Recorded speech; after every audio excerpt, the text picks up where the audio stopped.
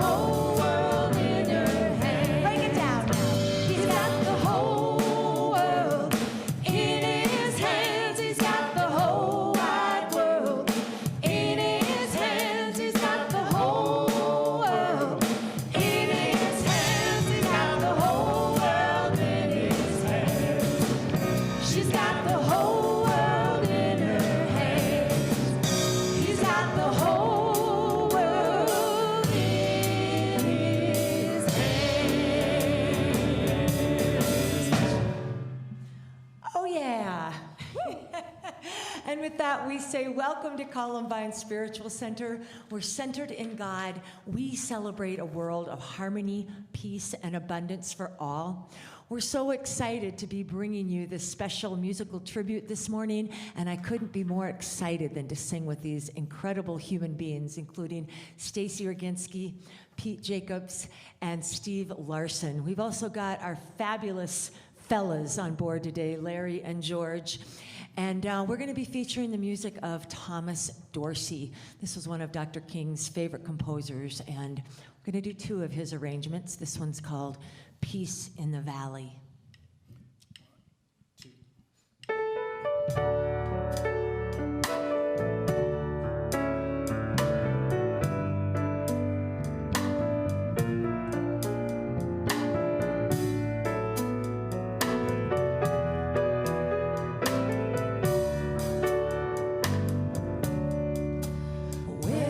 Tired and so weary, but I must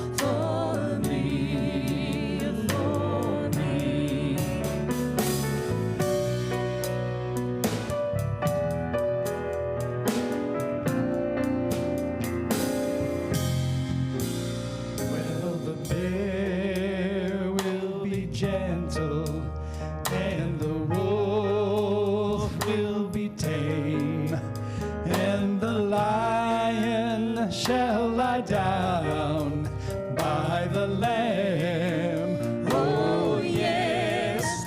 Where the breeze from the wild shall be led by a child, and I'll be changed from the creature that I am. Oh, yes. There will be peace in the valley, Lord. Peace in the valley, Lord. Peace in the valley someday. There will be peace in the valley, Lord. Peace in the valley for me. Oh, Lord, I pray, there'll be no sadness, no sorrow, Oh, my Lordy. no trouble I'll see.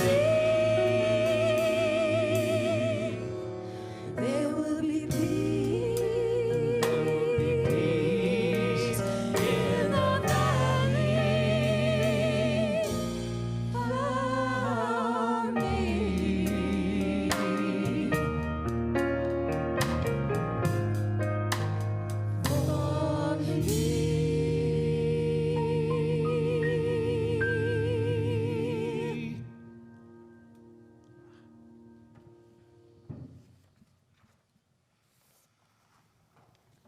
Wow, thanks. That was beautiful. So fitting for today. And as we think about that peace in the valley, we're going to light our Christ candle and come into that knowing of that light that is within each of us. As we pray, I invite you to pray with me. Gently close your eyes. Take that deep cleansing breath, knowing that God is here, wherever we are, in our hearts, that Spirit is here, in this sanctuary, in your living rooms, in your kitchens, wherever you are joining us from, God is here. We are so grateful, sweet Spirit, for this opportunity to come into this place of knowing this. Come into this place of knowing that no matter what our circumstances are, no matter what's going on all around us, that God is here. And God, Spirit, Divine Mind, is longing to express through us and as us, longing to be more in this human life, longing to give more, longing to have more, longing, dreaming. And so this week, we are grateful, Spirit, for those dreams that are on our hearts, for those dreams that are longing to express. And we join the Reverend Dr. Martin Luther King Jr. when he said, I have a dream. I have a dream. And those dreams are you, God. Longing for a better world, a world that works for all, a world that is peaceful and loving and compassionate. And so, Spirit, in this moment, we recognize that it's all possible. That no matter what our circumstances are, no matter what suffering we may be experiencing due to COVID, due to the pandemic, due to health challenges, due to racial inequality and racial injustice, due to economic uncertainty, whatever human situations we find ourselves in, we know that God is here. And these dreams can be expressed in this lifetime.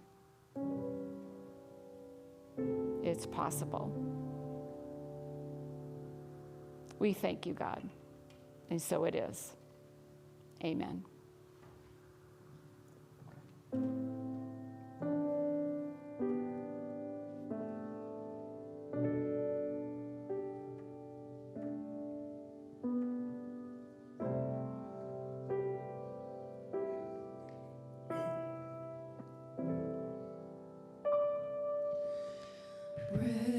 Precious Lord, take my hand, lead me on, let me stand.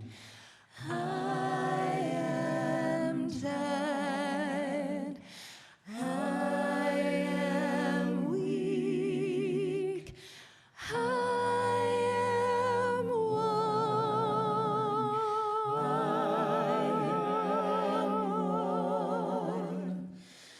through the storm, through the night. Lead me on to the light. Take my hand, precious Lord, lead me on.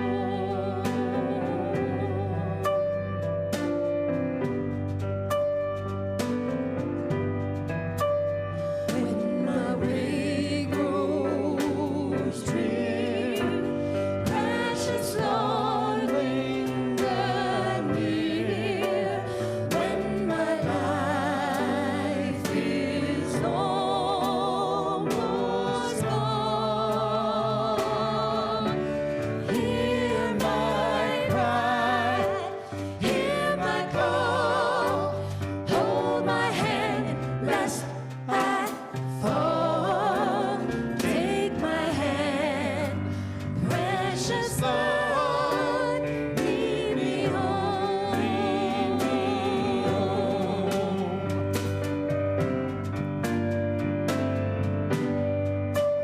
If the trials I face shake my faith, lead me on.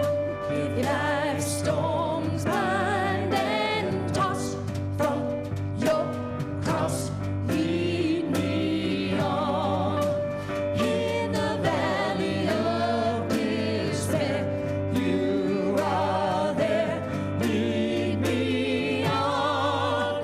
Through joy or through pain, in sunshine or rain, I will call on your merciful name.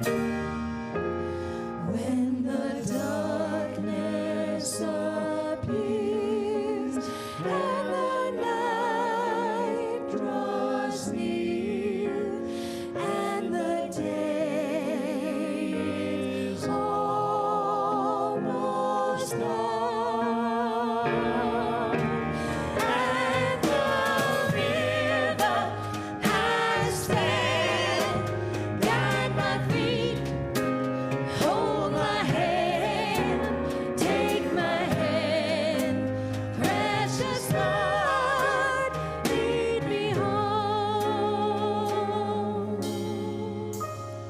Through the storm, through the night, lead me on to the light.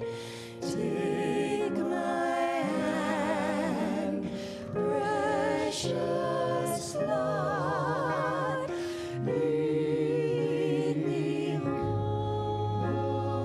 lead me on.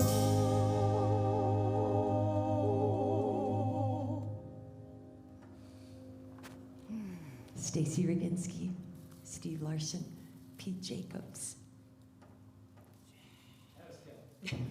And Janice Kelly, yes. I am delighted to introduce to you our guest speaker this morning. You may recognize him when you see his face. He has been here at Columbine before at our Peace Through Music concerts. How many years? Couple years.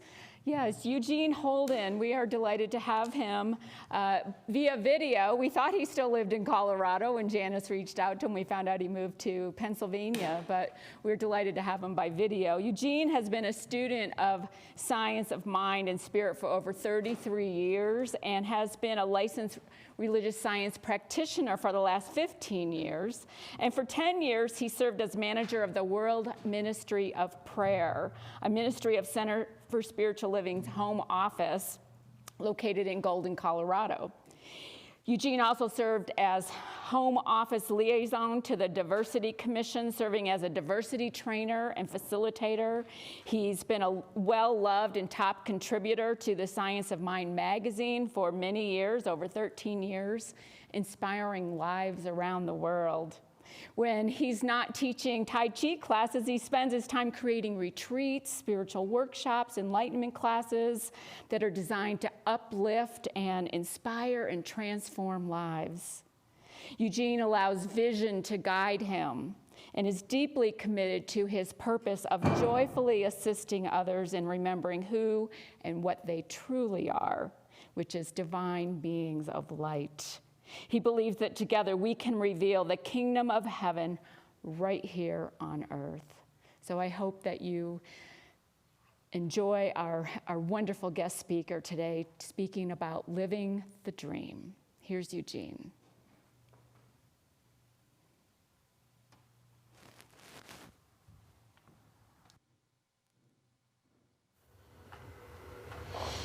Good morning. I'm Eugene Holden, and I am your speaker today, and I am honored to be with you here at Unity Columbine.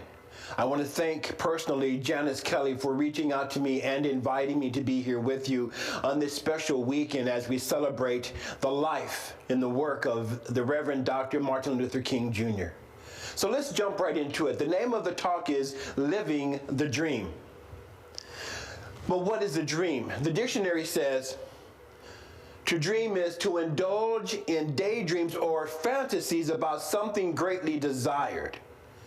So according to this definition, our dreams can become our vision fulfilled, something that is greatly desired. And because we are surrounded by an infinite intelligence that says yes to our visions, to our dreams, to our words, to our thoughts, based on our feelings, and then that dream, that vision, that desire must be fulfilled.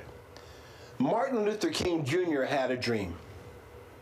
And I want to talk about some excerpts that he spoke about in that dream, in that speech, I Have a Dream, which is so relevant to today, especially in these days, as times such as these. I have a dream that one day this nation will rise up and live out the true meaning of its creed. We hold these truths to be self-evident, that all men are created equal. You see, having a dream, having a vision, having a desire is a powerful thing. Why do I say that? Because dreams, desires, visions, they come from the invisible realm of spirit. They come from the kingdom of God within.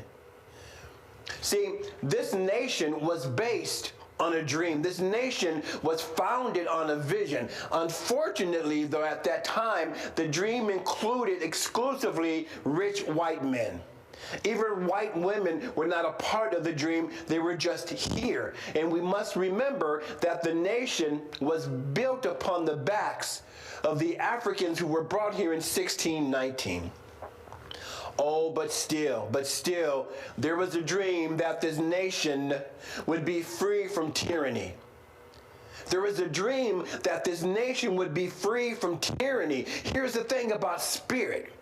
When we cast the dream, when we put forth the vision, the universal presence, the universal intelligence takes that and says, yes, your wish is my command. So the intention was to live in a nation free of tyranny. Even those who might be the perpetrators of tyranny, they have to fall away, because now the vision that has come from the invisible realm of spirit is now taking shape. Now, it has taken some time to realize this dream, but here's the thing, my brothers and sisters, we are doing it. We truly are doing it. Now, it may not feel good all the time, but I'm told that giving birth is painful. Now, I was there at the birth of all 4 of my children, and though I was there and I even delivered my first child with the assistance of the doctor, but I delivered her. Even at that, I could not experience the birthing process from the way that her mother did. And from what I understand, it is painful. I can tell you that it's messy. It is messy. And here we are, continuing to go through these birthing pains, these labor pains, because now it is time for a new way of living. It is time to birth a new life. You see, for anything new to come forth, we must have a vision. In order for anything to come forth new, there must be a vision. Remember what Proverbs said: when there is no vision, the people will perish. Now, other translations reads as follows: where there is no vision, the people cast off restraint. So they don't restrain themselves from doing things that may not be for the highest good of not only themselves, but for their families, for their cities, for their states, for their country. So we have to have a vision, collectively speaking, but also what's important is to have your own individual vision. See, your vision is why you're here, right? Your purpose is to fulfill that vision. So you get to, at some point in your life, ask yourself the questions, who am I? Why am I here? What's the vision that's wanted to be fulfilled through me today? What's the vision that's wanted to be brought forth today? What new ideas are wanted to be birthed through me today? You see, because without a vision, life is not the same. Without a vision, life can seem boring. Every day we get up to the same old humdrum way of being. We wake up, we have breakfast, we have our coffee, we take our shower, we get in the car, we go to work. We come home, we sit back, and then the next thing we know, we're going to bed to start the day over again with the same old, same old. Now, but when we have a vision, there is something that just absolutely keeps us on fire. There's something that enlightens us. There's something that ignites us to get up in the morning, because his purpose, his vision is driving us. See, this is what drove Dr. Martin Luther King. See, it is that vision within him that caused him to give his life. Not that he was assassinated. I'm not talking about that. I'm talking about every day that he got up to fulfill that vision. He gave his life to the vision. And in order for the vision to be fulfilled, that's what we all must do. We must give our all to the vision. We have got to have a dream. We have got to have a vision to move forth. In the Old Testament, in the book of Habakkuk, the prophet Habakkuk is bemoaning things that are going on in his nation. He's bemoaning it, he's upset about it, and he's praying to God about it. And God says to Habakkuk, here's the interesting thing about the book of Habakkuk. There's only 3 verses. It's very short. The first verse is Habakkuk, bemoaning what's going on. Verse 2 is where God says to Habakkuk, write your vision. Write your vision. Make it plain. Write your vision. So whatever vision you have, whatever ideas you have, write them down and make it plain. The third verse of Habakkuk talks about how the vision was fulfilled. You see, so here we are wanting to and being called to make our vision plain. Writing the vision down. Dr. Martin Luther King's vision was plain. His dream was plain. He felt and he shared it with the world with that speech, I have a dream. You know, here's the thing, right? That dream is still alive today. He said, now is the time to make justice a reality for all God's children. Now is the time to make justice a reality for all God's children. Now, when we look at all God's children, we're talking about everybody. See, there is only one life. As Dr. Holmes said, there's only one life. That life is God's life. That life is perfect. That life is my life. That life is your life. That life is everyone's life on the planet. Everybody. Everybody. Now, here's what Charles Fillmore wrote. Because God is infinite justice, you can always change the causes you set into operation and so change the results. It is always measured to you as you yourself measure by your attitude and acts. So if we don't like what we're experiencing, we get to change it.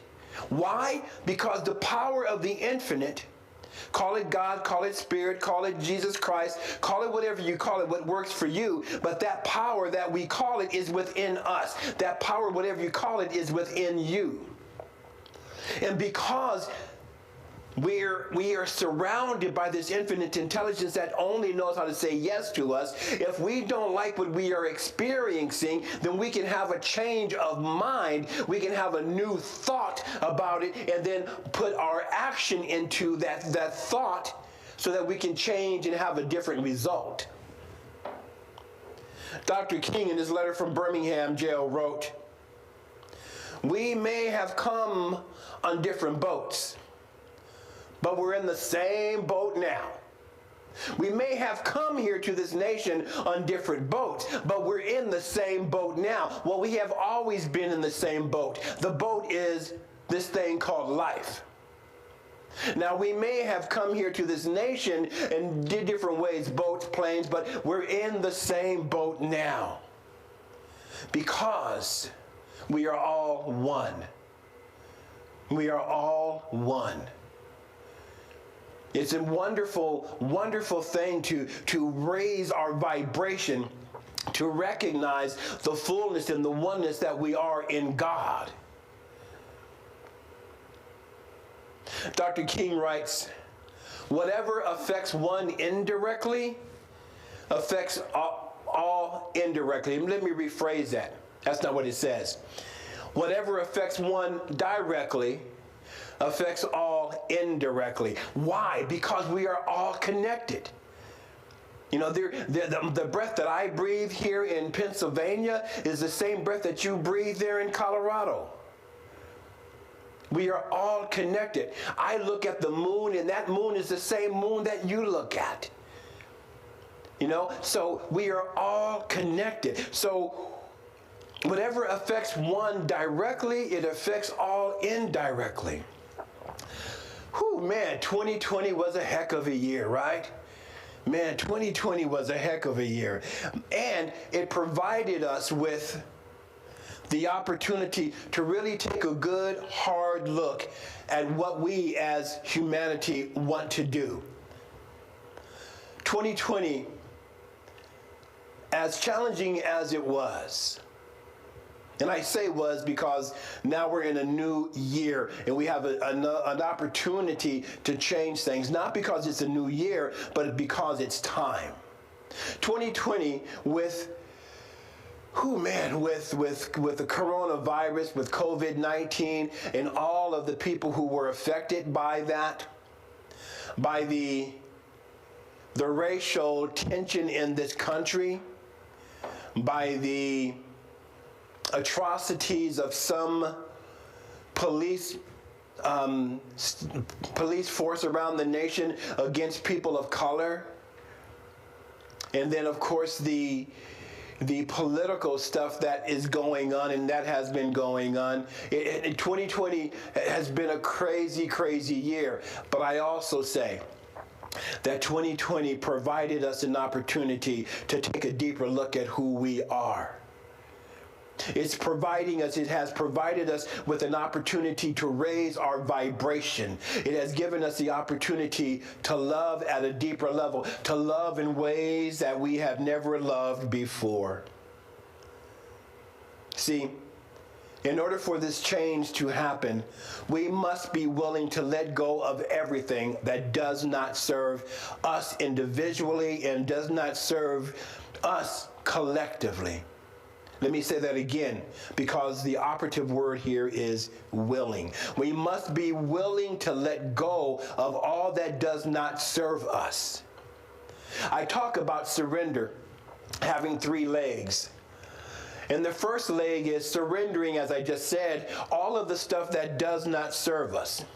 Surrendering all of the things, all of the thoughts of lack and limitation, all of the thoughts that I'm better than they are, all of the thoughts that we are greater than they are, all of the thoughts of fear and doubt and worry. We have to surrender those because they do not serve our highest purpose. They are not in harmony with the divine intelligence that beats your heart. So we have to surrender all of that.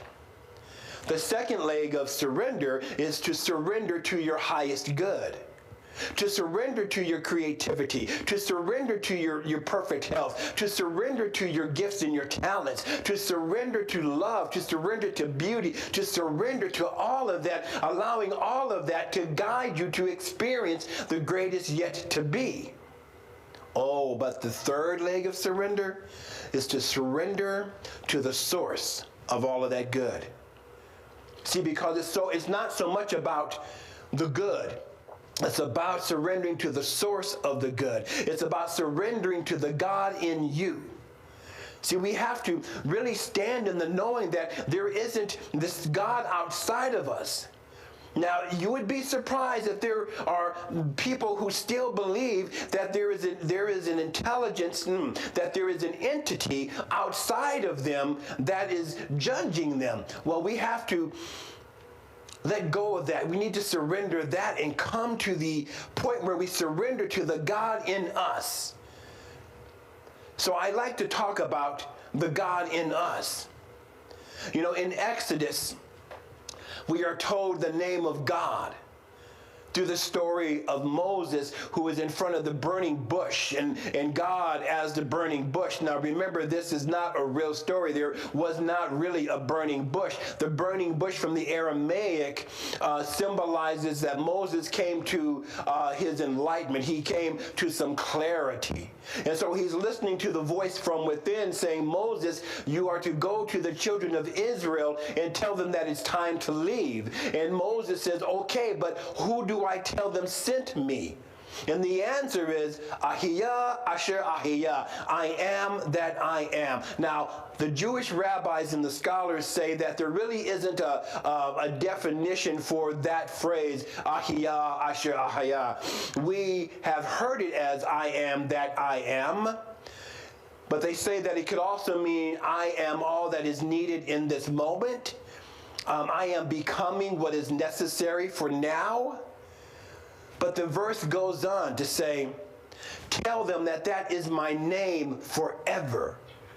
So the name of God is I am. So whenever you say I am, you have taken on the vibration, the presence of God in you. This is what we are to surrender to. Surrender to your I amness. Surrender to that divine power, that divine presence that knows exactly what to do, when to do it, how to do it. And it is right within you.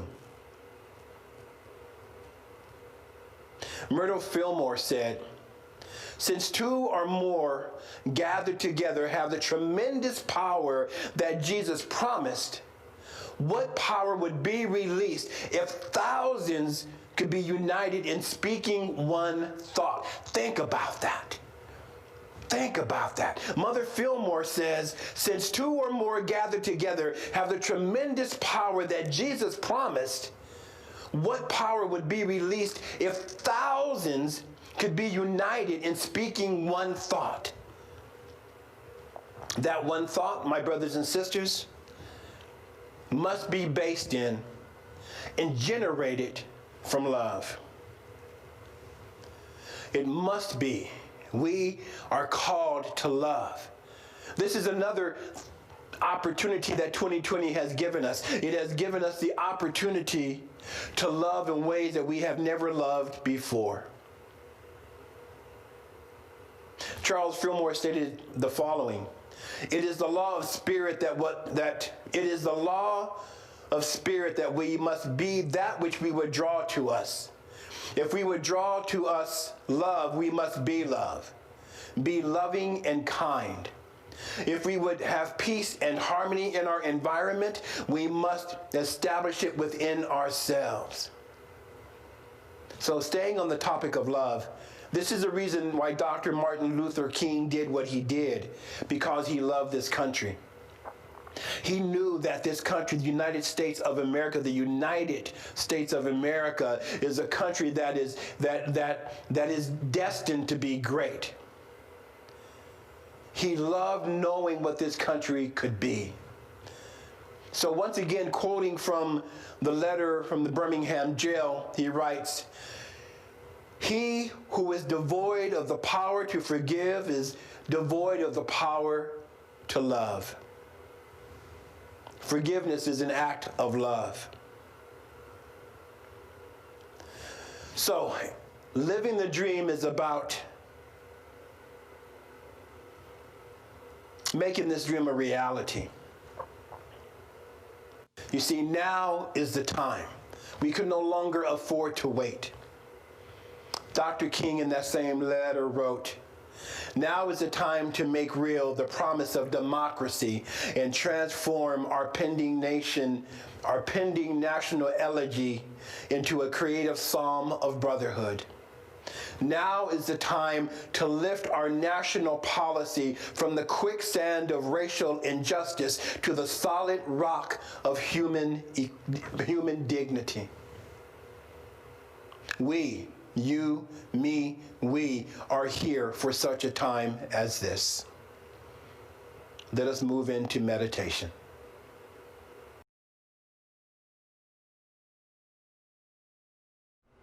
And exhale through the mouth. Inhale. Exhale. One more. Inhale. And this time exhale with a sound.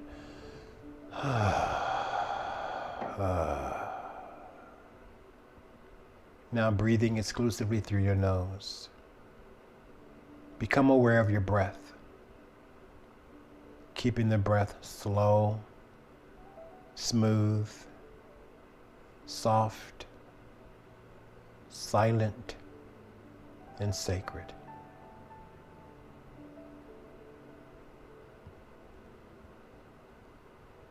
And allow that breath, especially the exhale, to signal to the body to let go. With each exhale, relax even more.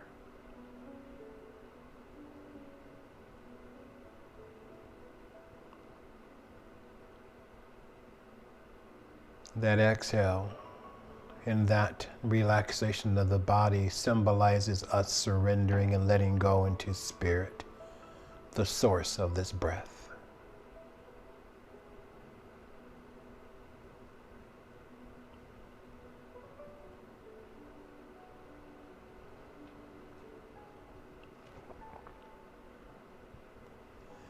And now, with this beautiful gift that we have called imagination,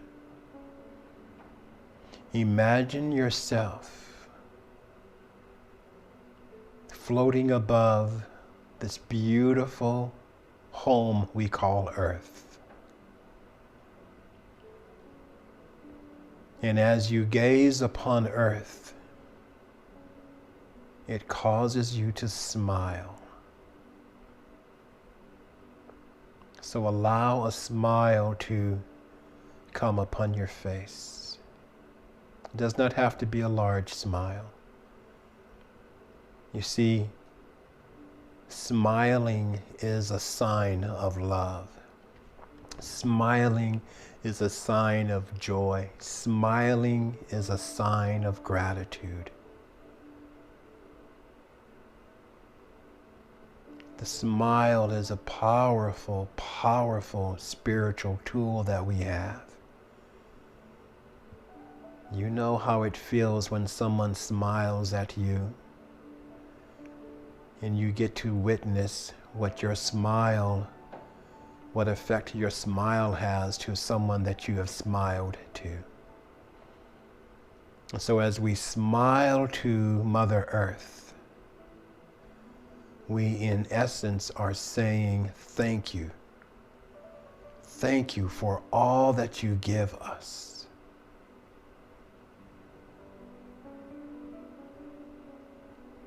And now through this smile, radiate the vibration of peace. Through this smile, see peace as it manifests in every country of our home.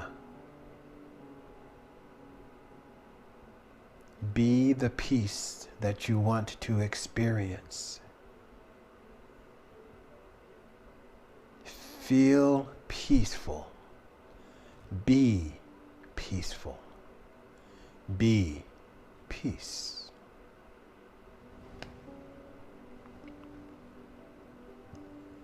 So as we continue to meditate on this throughout the day, as we go forth on this day, be peace. This will be the day. This will be the day when all of God's children will be able to sing with new meaning, my country, tears of thee. Sweet land of liberty, of thee I sing. Land where my fathers died, land of the pilgrim's pride. From every mountainside, let freedom ring. And if America is to be a great nation, this must become true. And so let freedom ring.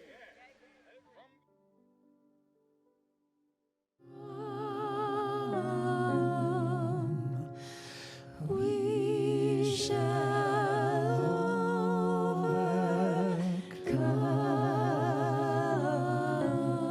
overcome. We shall overcome someday.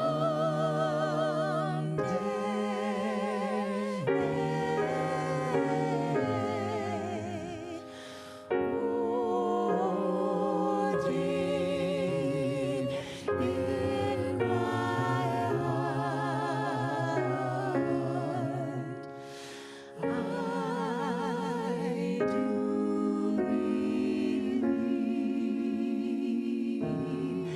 that we shall overcome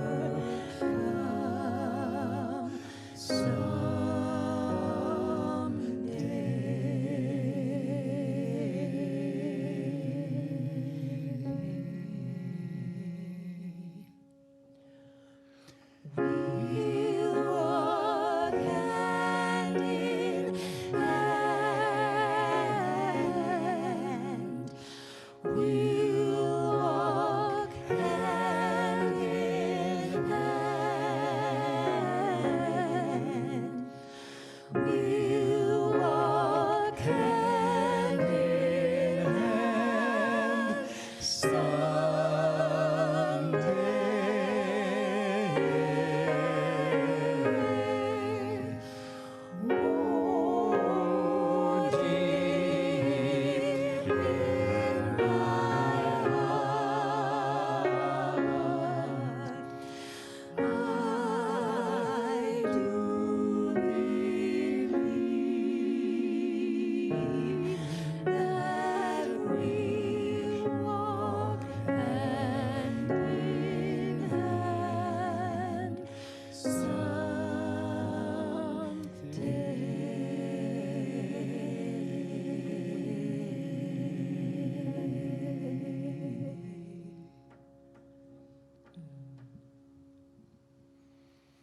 Thank you so much. And thank you so much to Eugene for that inspiring message.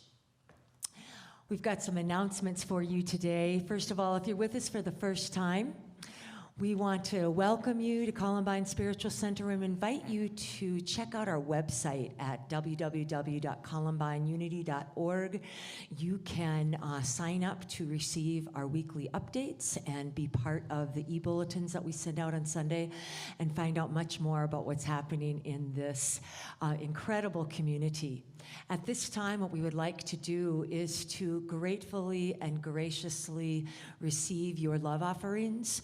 We want to let you know that we are so honored to participate in the flow of life with you. We know that what we focus on and what we support always comes back to us. So we thank you. There's lots of different ways to give, and you'll see that on the screen. But right now, let's say our love offering affirmation together. God's love has always met and will always meet all my needs. I give freely, I receive abundantly, and I am grateful. Thank you so much. And we've got just a few announcements to walk you through. The biggest one we have right now is that we're starting a new winter program based on the book Broken Open by Elizabeth Lesser. This is an incredible book about using the power of challenge and struggle to actually transform your life rather than being broken down by it. So we are starting this program on January 31st, and this is going to be happening over Zoom. Right now, we've got registration form links. They came out in this week's update, and they're also on the website calendar. We've got several different groups to choose from, different times, different days of the week, and they all are open right now, so feel free to register now. You can also purchase the book on Kindle if you'd like a larger print, but we have several in the bookstore in stock, so you can let Rachel know that you'd like to come in and purchase a book anytime. Thanks so much.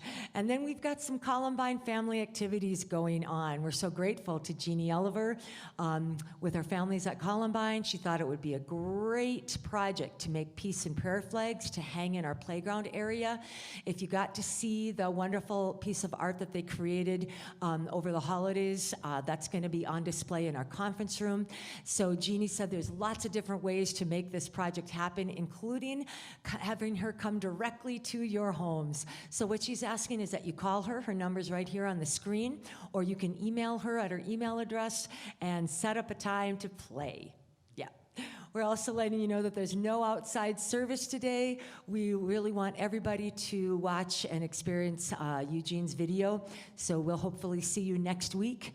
And finally, today at 12:15, we've got Zealoship. That's our ongoing opportunity to have fellowship on Zoom. So it happens right after the virtual service today at 12:15, and you'll find the Zoom link in the e-bulletin. All right? Thank you so much for that. Sue, have you got anything else to add today? We came in under time. That's amazing. We're going to take you out with a peace song today, and then we're going to do one last special little tribute to Dr. King. All right. You can stand up with us. You can sit in your easy chair. You can drink a cup of coffee. You can even dance in your pajamas. Let's do it.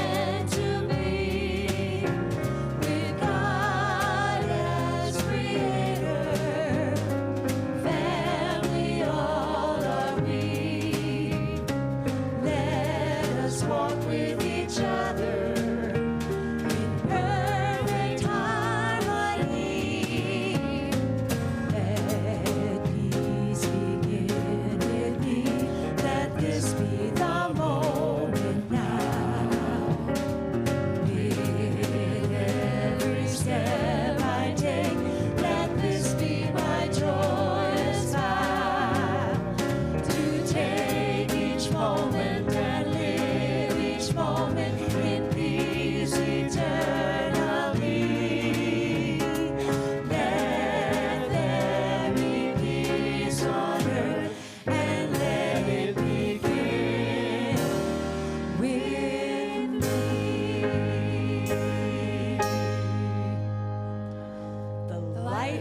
God surrounds us. The love of God enfolds us. The power of God protects us. The presence of God watches over us. Wherever we are, God is, and all is well. Yeah.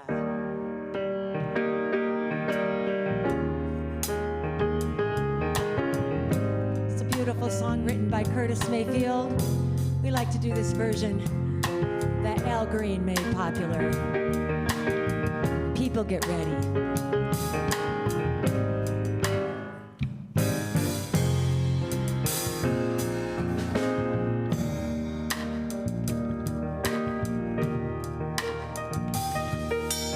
People get ready. There's a train coming. You don't need no baggage. You just get on board. All you need is faith to give those vessels humming. You don't need no ticket. You just thank the Lord. I said, people get ready, 'cause there's a train in Jordan, and it's picking up passengers from coast to coast. Red is the key. Open the doors and board them. There's room for all if you just thank the Lord. You just thank the Lord. Thank the Lord. Thank the Lord. Thank the Lord. You just thank the Lord. Thank the Lord. Thank the Lord. Thank the Lord. Sing with us now, y'all. You just thank the Lord. Thank the Lord. Thank the Lord. Thank the Lord.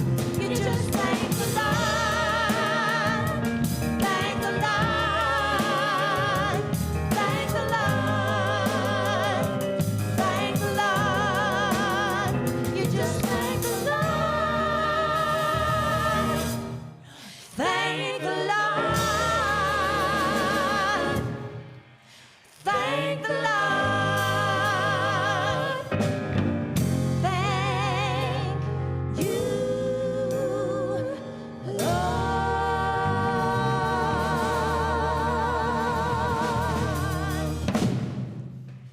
Thank you so much. Have a beautiful week. We love you.